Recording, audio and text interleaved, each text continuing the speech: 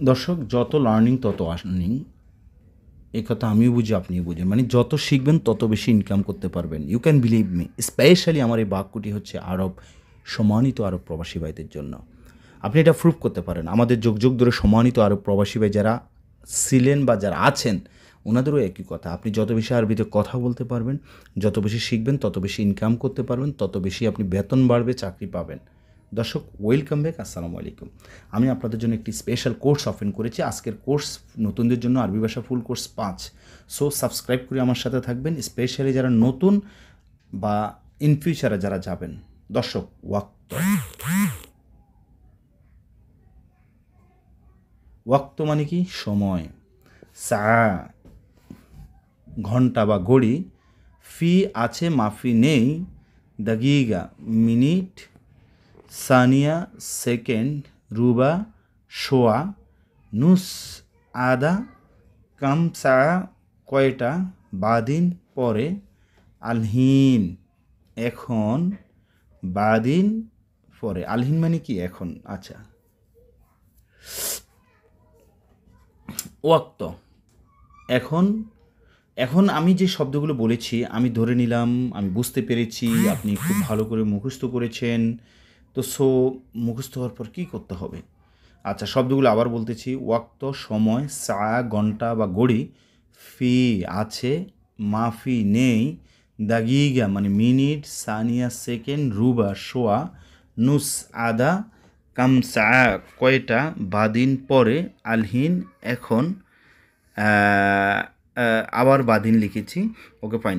তো এই শব্দগুলি দিয়ে আমরা এখন বাক্য তৈরি করব। কীভাবে তৈরি করব দেখেন। ওয়াক্ত সময়। আমি আপনাকে বলেছি এখন সময় নেই, তাড়াতাড়ি করো। এখন সময় নেই, তুমি কালকে আসিও। দর্শক, এই কথাগুলো আমরা কিন্তু এইভাবে বলে থাকি, তাই না? এখন সময় নেই, তুমি কালকে আসিও। এখন সময় নেই, তুমি তাড়াতাড়ি করো। তাহলে এখন মানে কি?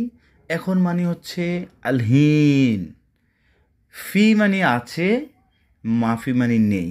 আলহিন মাফি ওয়াক্ত। আলহিন মাফি ওয়াক্ত, এখন সময় নেই। ইনতা সাউই সুরা। ইনতা সাউই সুরা। তুমি তাড়াতাড়ি করো, তাই না?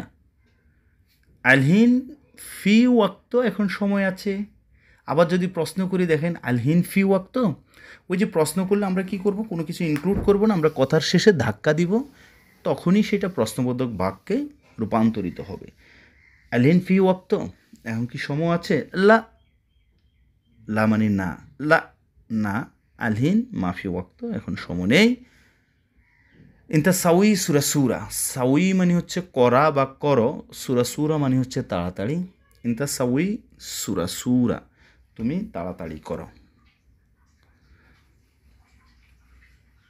আশা করি বুঝতে পেরেছেন। আবার আমি এটাও বলতে পারি, আলহিন মাফি ওয়াক্ত, এখন সময় নেই। আনা ওয়াজেদ, আনা মানে আমি।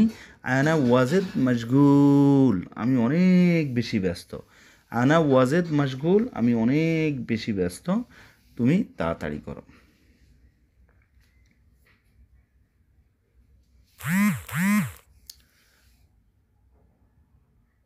ওকে, ফাইন। আচ্ছা, এখন আসেন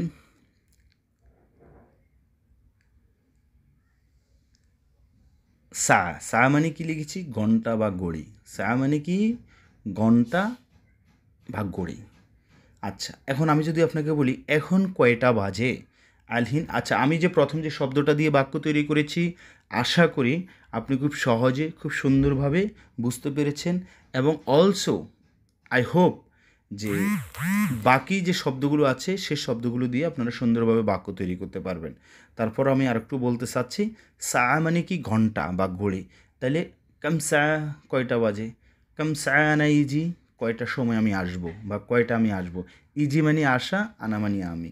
কাম সা কয়টা, আনা ইজি, আমি কয়টার সময় আসবো। ফি মানে আছে, মাফি মানে নেই। ফুলুস মানে টাকা। ফুলুস ফি, টাকা আছে। ফুলুস মাফি, টাকা নেই। দাগিগা মানে হচ্ছে মিনিট। কাম দাগিগা, কয় মিনিট। কাম দাগিগা, কয় মিনিট। আশারা দাগিগা, আশারা মানে 10। দাগিকা মানে মিনিট, আশারা দাগিকা। আশা করি খুব সহজে বুঝতে পেরেছেন। আসসালাম।